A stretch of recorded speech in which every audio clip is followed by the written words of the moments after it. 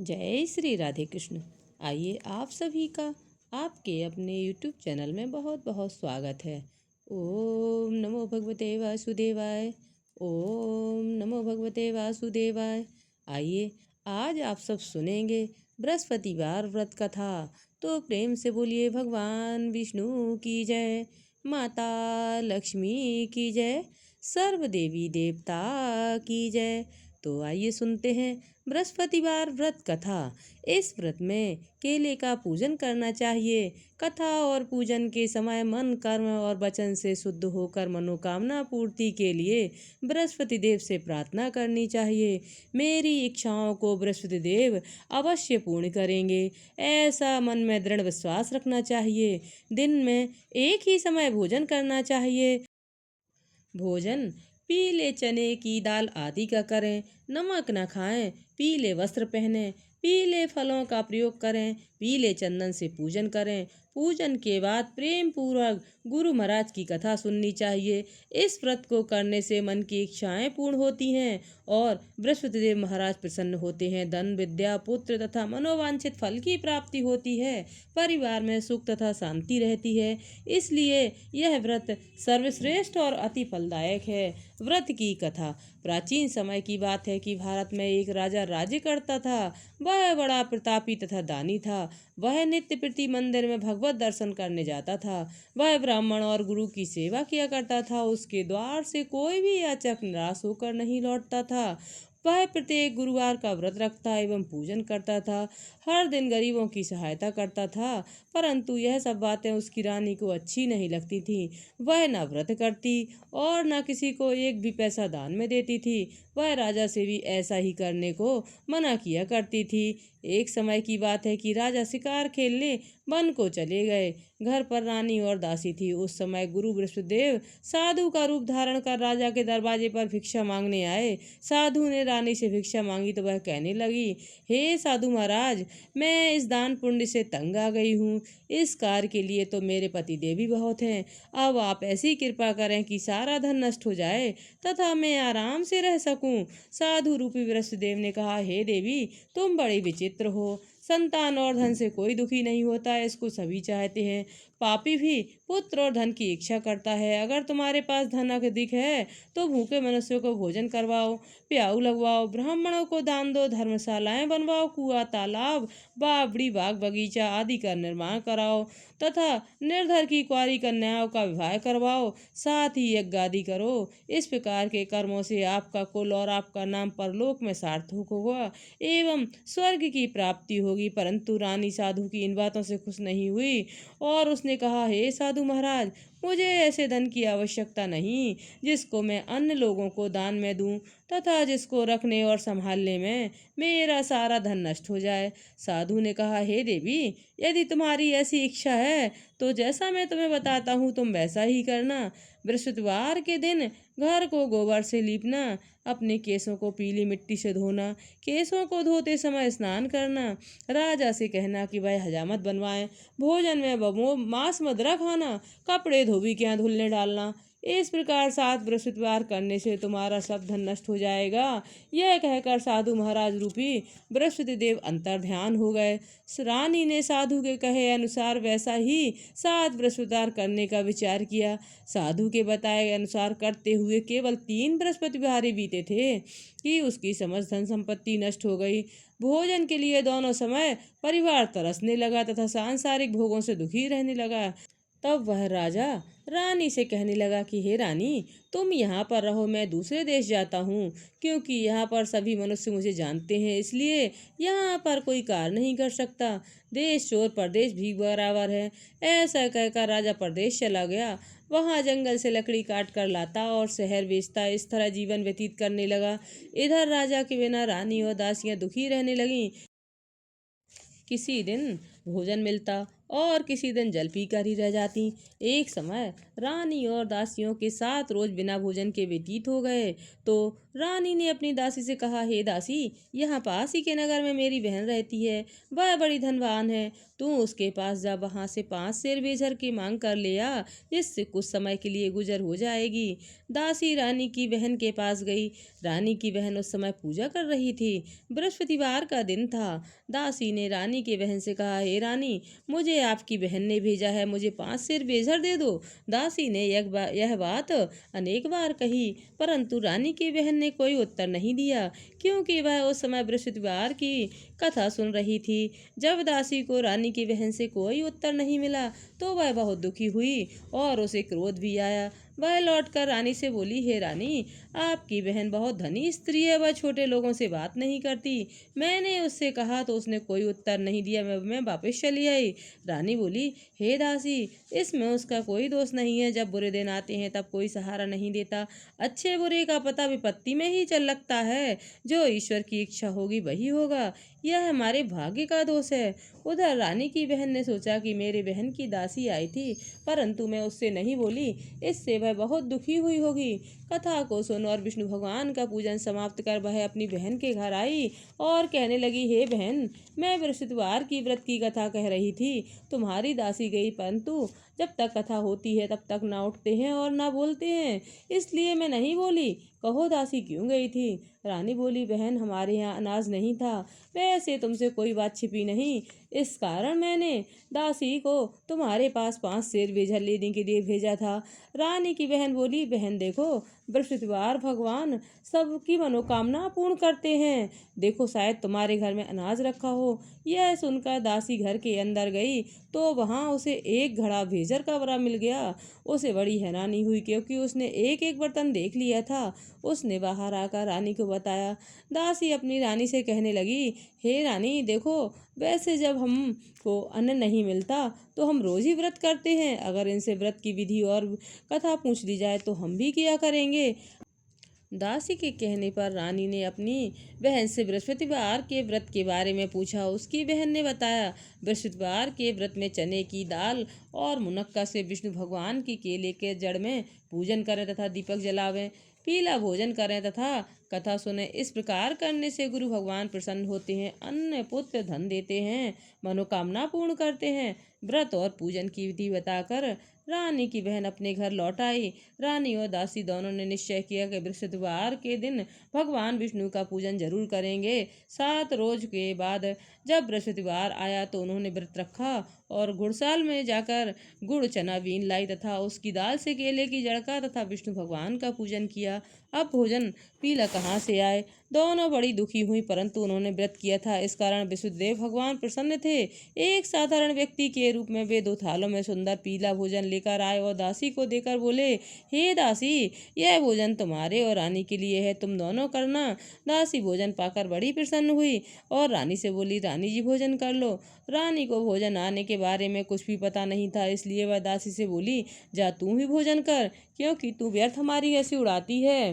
दासी बोली, एक व्यक्ति भोजन दे गया है। रानी कहने लगी, वह भोजन तो तेरे लिए ही दे गया है, तू ही कर। दासी ने कहा, वह व्यक्ति हम दोनों के लिए 2 थालों में भोजन दे गया है, इसलिए मैं और आप दोनों साथ साथ भोजन करेंगी। दोनों ने गुरु भगवान को नमस्कार कर भोजन प्रारंभ किया और इसके बाद से वे प्रत्येक बृहस्पतिवार को गुरु भगवान का व्रत और पूजन करने लगी। बृहस्पति भगवान की कृपा से उनके पास धन हो गया, परंतु रानी पहले की तरह फिर से आलस्य करने लगी। तब दासी बोली, देखो रानी, तुम पहले इस प्रकार आलस्य करती थी, तुम्हें धन को रखने में कष्ट होता था, इसी कारण सभी धन नष्ट हो गया है। अब गुरु भगवान की कृपा से धन मिला है, फिर तुम्हें आलस्य होता है। बड़ी मुसीबतों के बाद हमने यह धन पाया है, इसलिए हमें दान पुण्य करना चाहिए तथा भूखे मनुष्यों को भोजन कराओ, प्याऊ लगवाओ, ब्राह्मणों को दान दो, कुआं तालाब बावड़ी बाग बगीचा आदि का निर्माण करवाओ, मंदिर पाठशाला बनवा कर दान दो, कुंवारी कन्याओं का विवाह करवाओ, धन को शुभ कार्यों में खर्च करो, जिससे तुम्हारे कुल का यश बढ़े और स्वर्ग प्राप्त हो और पितृ प्रसन्न हो। दासी की बात मानकर रानी ने इसी प्रकार के कर्म करने प्रारंभ किए। उनका काफी यश फैलने लगा। एक दिन रानी और दासी दोनों आपस में विचार करने लगी कि ना जाने राजा किस दशा में होंगे, उनकी कोई खोज खबर नहीं है। गुरु भगवान से उन्होंने प्रार्थना प्रार्थना की और भगवान ने रात्रि में राजा के सपने में कहा, हे राजा उठ, तेरी रानी तुझको याद करती है, अपने देश को लौट जा। राजा प्रातःकाल उठा और विचार करने लगा कि स्त्री जाति खाने और पहनने की साथी होती है, पर भगवान की आज्ञा मानकर वह अपने नगर को चलने के लिए तैयार हुआ। जब राजा परदेश चला गया तो परदेश में दुखी रहने लगा। प्रतिदिन जंगल से लकड़ी बीन कर लाता और उसे शहर में बेचकर अपनी दुखी जीवन को बड़ी कठिनता से व्यतीत करता था। एक दिन राजा दुखी हो अपनी पुराने बातें को याद करके रोने लगा। उस जंगल में वृषदेव एक साधु का रूप धारण कर आए और राजा के पास आकर बोले, हे लकड़हारे, तुम इस सुनसान जंगल में किस चिंता में बैठे हो, मुझे बतलाओ। यह सुन राजा के नेत्र में जल भर आया और साधु के बंदना कर बोला, हे प्रभु, आप सब कुछ जानने वाले हो। इतना कहकर राजा ने साधु को अपनी संपूर्ण कथा सुना दी। महात्मा दयालु होते हैं। वे राजा से बोले, हे राजा, तुम्हारी पत्नी ने वृषदेव के प्रति अपराध किया था, जिसके कारण तुम्हारी यह दशा हुई है। अब तुम किसी बात की चिंता मत करो, भगवान तुम्हें पहले से अधिक धन देगा। देखो, तुम्हारी पत्नी ने वृषदेव का व्रत प्रारंभ कर दिया है। अब तुम भी वृषदेव का व्रत करके चने की दाल व गुड़ जल के लोटे में डालकर केले का पूजन करो। फिर कथा सुनो या कहो, भगवान तुम्हारी सब मनोकामनाएं पूर्ण करेगा। साधु को पसंद देखकर राजा बोला, हे प्रभु, मुझे लकड़ी बेचकर इतना पैसा नहीं मिलता जिससे भोजन करने के उपरांत कुछ बचा सकूं। मैंने अपनी रानी को व्याकुल देखा है। मेरे पास कोई साधन नहीं जिससे उसका समाचार जान सकूं। फिर मैं वृषदेव की क्या कहानी कहूँ, यह भी मुझको कुछ मालूम नहीं है। साधु ने कहा, हे राजा, तुम किसी बात की चिंता मत करो। बृहस्पतिवार के दिन तुम रोजाना की तरह लकड़ियां लेकर शहर जाओ, तुम्हें रोजाना से दुगना धन प्राप्त होगा, जिससे तुम भली भांति भोजन कर लोगे तथा वृषदेव की पूजा का सामान भी आ जाएगा। बृहस्पतिवार की कहानी निम्न प्रकार है। वृषदेव की कहानी। प्राचीन काल में एक बहुत ही निर्धन ब्राह्मण था। उसके कोई संतान नहीं थी। वह नित्य पूजा पाठ करता, परंतु उसकी स्त्री बहुत मलिनता के साथ रहती थी। वह स्नान न करती, किसी देवी देवता का पूजन न करती, प्रातः काल उठते ही सर्वप्रथम भोजन करती, बाद में कोई अन्य कार्य करती। ब्राह्मण देवता बहुत दुखी रहते थे। पत्नी को बहुत कुछ समझाते, किंतु उसका कोई परिणाम न निकलता। भगवान की कृपा से ब्राह्मणी की स्त्री की कन्या उत्पन्न हुई। वह कन्या अपने पिता के घर बड़ी होने लगी। वह बालिका प्रातः स्नान करके भगवान विष्णु का जप करती, बृहस्पतिवार का व्रत भी करने लगी। पूजा पाठ समाप्त करके जाती, अपनी मुट्ठी में जौ भर के ले जाती और पाठशाला के मार्ग में डालती जाती। वही जौ स्वर्ण के हो जाते। लौटते समय उनको बीन कर घर ले आती। एक दिन वह बालिका सूप में उन सोने के जौ को फटर कर साफ कर रही थी। तभी उसकी माँ ने देख लिया और कहा, बेटी, सोने को जौ को फटकने के लिए सोने का सूप होना चाहिए। दूसरे दिन गुरुवार था। इस कन्या ने व्रत रखा और विष्णुदेव से प्रार्थना करके कहा, हे प्रभु, यदि मैंने सच्चे मन से आपकी पूजा की हो तो मुझे सोने का सूप दे दो। बृहस्पतिदेव ने उसकी प्रार्थना स्वीकार कर ली। रोजाना की तरह वह कन्या जौ फैलाती हुई स्कूल चली गई। स्कूल से लौटकर जब वह जौ बीन रही थी तो बृहस्पतिदेव की कृपा से सोने के सूप मिला। उसे वह घर ले आई और उससे जौ साफ करने लगी, परंतु उसकी माँ का वही ढंग रहा। एक दिन की बात है। वह कन्या सोने के सूप में सोने के जौ फटक कर साफ कर रही थी। उस समय उस नगर का राजकुमार वहां से होकर निकला। इस कन्या का रूप व कार्य को देखकर मोहित हो गया। राजमहल आकर वह भोजन तथा जल त्याग उदास होकर लेट गया। राजा को जब राजकुमार द्वारा अन्न जल त्यागने का समाचार ज्ञात हुआ तो अपनी मंत्रियों के साथ वह अपने पुत्र के पास गए और बोले, हे बेटा, तुम्हें किस बात का कष्ट है? किसी ने अपमान किया है अथवा अन्य कोई कारण हो सो मुझको बतलाओ। मैं वही कार्य करूंगा जिससे तुम्हें प्रसन्नता हो। राजकुमार ने अपने पिता की बातें सुनी तो वह बोला, मुझे आपकी कृपा से किसी बात का दुख नहीं है। किसी ने मेरा अपमान नहीं किया, परंतु मैं उस लड़की के साथ विवाह करना चाहता हूँ जो सोने के सूप में सोने की जो फटक कर साफ कर रही थी। यह सुन राजा आश्चर्य पड़ गया और बोला, हे बेटा, इस तरह की कन्या का पता तुम ही लगाओ, मैं उसके साथ तेरा विवाह अवश्य करवा दूंगा। राजकुमार ने राजा को उस लड़की के घर का पता बतलाया। मंत्री उस लड़की के घर गया और राजा का आदेश ब्राह्मण को सुनाया। कुछ ही दिन के बाद ब्राह्मण की कन्या का विवाह राजकुमार के साथ संपन्न हो गया। कन्या के घर से जाते ही वह उस ब्राह्मण के घर में पहले की भांति गरीबी का निवास हो गया। अब भोजन के लिए अन्न बड़ी मुश्किल से मिलता था। एक दिन दुखी होकर ब्राह्मण देवता अपनी पुत्री से मिलने गए। बेटी ने पिता को दुखी अवस्था में देखा तो अपनी माँ का समाचार पूछा। ब्राह्मण ने सभी हाल कह दिया। कन्या ने बहुत सधन देकर अपने पिता को विदा कर दिया।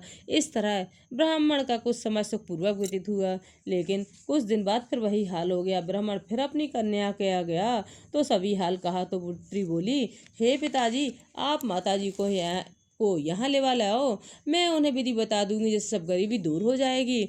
ब्राह्मण देवता अपनी स्त्री को साथ लेकर राजमहल अपनी पुत्री के पास पहुंचे तो पुत्री अपनी माँ को समझाने लगी, हे माँ, तुम प्रातः काल उठकर प्रथम स्नान आदि करके विष्णु भगवान का पूजन करो तो सब दरिद्रता दूर हो जाएगी। परंतु उसकी माँ ने एक भी बात नहीं मानी और वह प्रातः काल उठकर अपनी पुत्री का बच्चा झूठन खा लेती थी। एक दिन उसकी पुत्री को बहुत गुस्सा आया और उसने एक रात एक कोठरी से सारा सामान निकाल दिया और अपनी माँ को उसमें बंद कर दिया। प्रातः उसमें से उसे निकाला और प्रथम स्नान आदि करा के पूजा पाठ करवाया तो उसकी माँ की बुद्धि ठीक हो गई। इसके बाद वह नियम से पूजा पाठ करती और प्रत्येक बृहस्पतिवार का व्रत रखने लगी। इस व्रत के प्रभाव से उसकी माँ बहुत धनवान तथा पुत्रवती हो गई और वृष देवता के प्रभाव से स्वर्ग को गई। वह ब्राह्मण भी सुख पूर्वक इस लोक से सुख भोग कर स्वर्ग को प्राप्त हुआ। इस तरह कहानी कहकर साधु देवता वहां से लोप हो गए। धीरे धीरे समय व्यतीत होने पर फिर बृहस्पतिवार का दिन आया। राजा जंगल से लकड़ी काट कर किसी शहर में बेचने गया। उसे उस दिन और दिनों से अधिक धन मिला। राजा ने चना गुड़ आदि लाकर बृहस्पतिवार का व्रत किया। उस दिन से उसके सभी कलेश दूर हुए।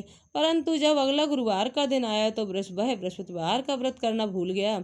इस कारण वृषदेव भगवान नाराज हो गए।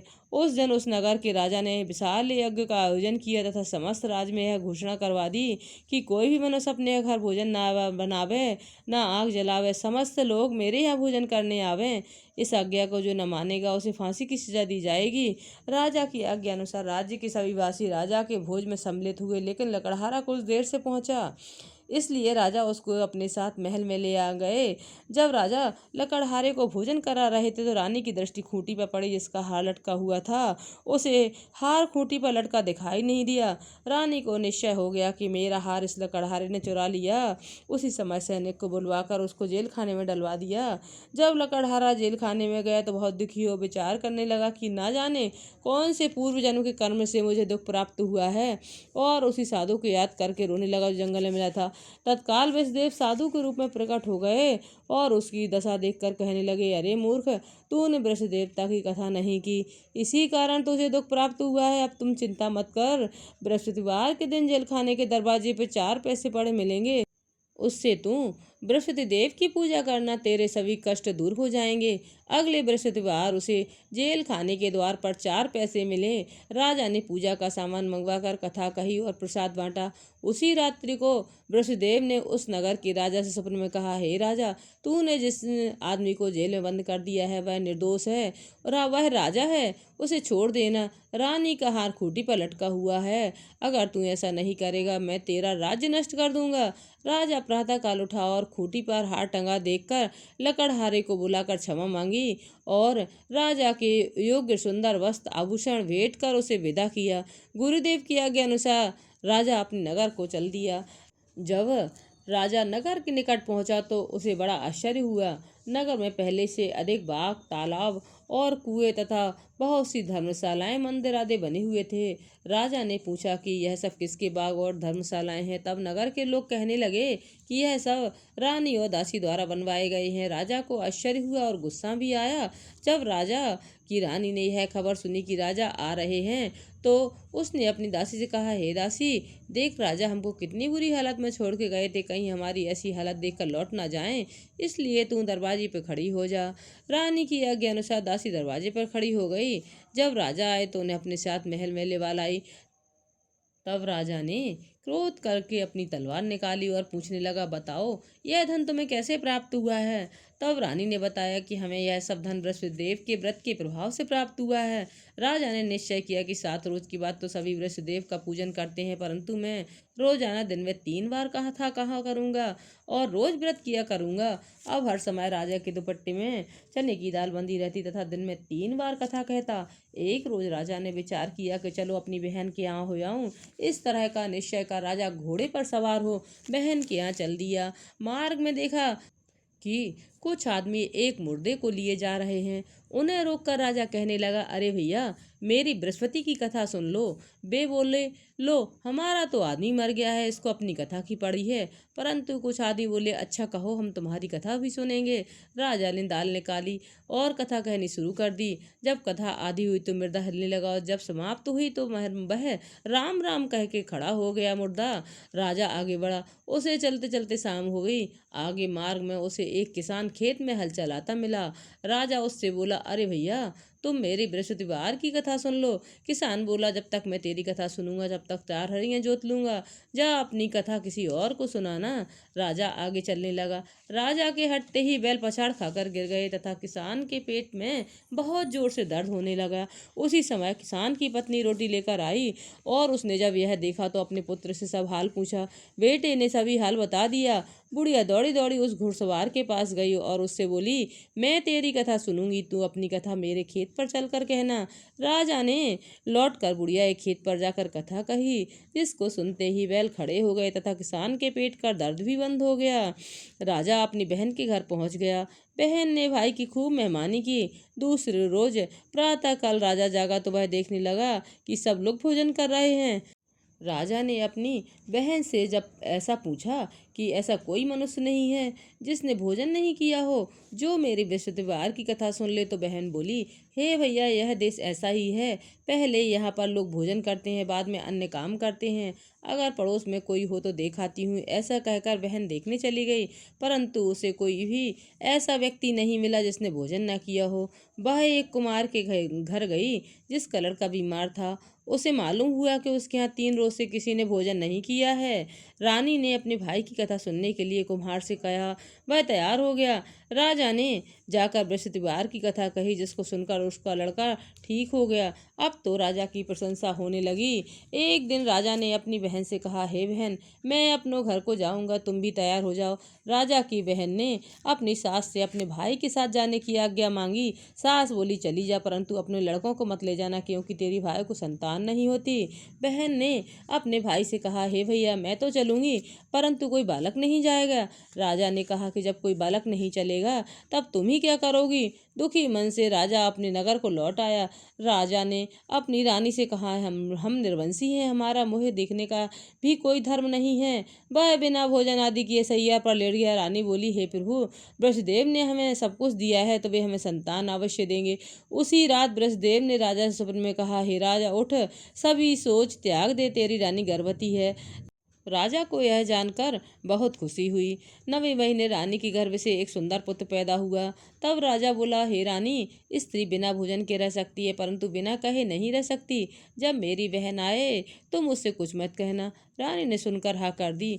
जब राजा की बहन ने यह शुभ समाचार सुना तो वह बहुत खुशी हुई और बधाई लेकर अपने भाई के यहाँ आई। तभी रानी ने कहा, घोड़ा चढ़कर नहीं आई, गधा चढ़ी आई। राजा की बहन बोली, भाभी, मैं इस प्रकार न कहती, तुम्हें औलाद कैसे मिलती। बृहस्पति देव ऐसे ही हैं, जैसे जिसके मन में कामनाएं होती हैं सभी को पूर्ण करते हैं। जो सद्भावना पूर्वक बृहस्पतिवार का व्रत करता है एवं कथा पढ़ता है अथवा सुनता है और दूसरों को सुनाता है, बृहस्पति देव उसकी सभी मनोकामनाएं पूर्ण करते हैं। बृहस्पति देव उसकी सदैव रक्षा करते हैं। जो संसार में सद्भावना से गुरुदेव का पूजन एवं व्रत सच्चे हृदय से करते हैं, उनकी सभी मनोकामनाएं पूर्ण होती हैं। जैसी सच्ची भावना से राजा और रानी ने बृहस्पतिवार की कथा का गुणगान किया, उसकी सभी इच्छाओं को बृहस्पतिदेव ने पूर्ण की। इसलिए सबको प्रसाद लेकर जाना चाहिए और हृदय से मनन करते हुए जयकारा बोलना चाहिए। बोलो विष्णु भगवान की जय, माता लक्ष्मी की जय, सर्व देवी देवता की जय।